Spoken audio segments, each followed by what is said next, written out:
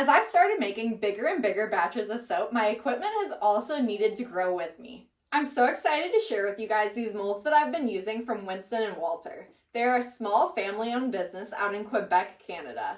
So July, the owner of the company, is a soap maker herself, and you can absolutely tell that these are made by a soap maker. You can tell that she just gets it from the different features that are on it, like the handles and the way that the sides come off to make it so easy to take your soap out of the mold.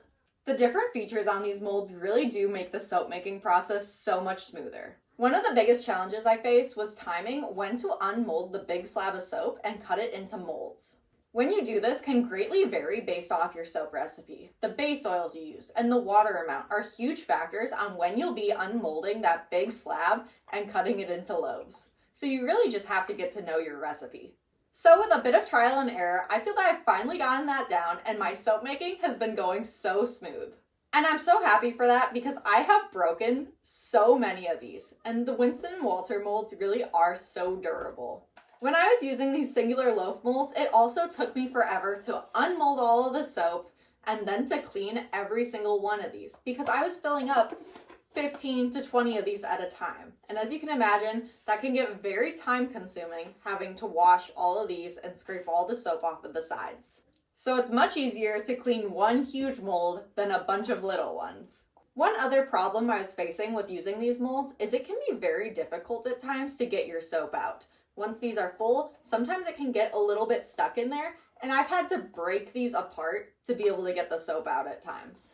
Whereas with the Winston and Walter molds, the sides come off, making it super easy to take that big slab of soap out of the mold. I also really prefer the HDPE material of these molds compared to the wood. I found the wood to be a little bit harder to clean, whereas this is so easy to wipe off, and I feel that the soap comes off much easier. I have the Jerica slab mold, and it holds 24 pounds of soap. I believe it's the biggest one that they offer, and I specifically wanted that because we are doing such large batches, and I have 2 of these large slab molds, and I'm seriously thinking I might need to buy another 2 more. But if you aren't at the point of making recipes that big in your soap making journey, they also offer a lot of single loaf molds. And I absolutely love this one. This one is their Mandy mold. This holds about 6 pounds of soap. Now let's talk about this behemoth of a soap loaf cutter. Again, you can totally tell that July, the maker of these products, is a soap maker because of the little features that are included in her products. I love these little notches. I don't know what you would call it, but it holds onto the table so that you have a little bit more leverage as you're pushing that soap through the cutter. Again, another super durable product made by them. The soap slides through so nicely. I'll have Winston and Walter's website linked in the description. Thank you guys so much for watching, and don't forget to subscribe. Also, let me know if you have any questions about soap making or soap making equipment.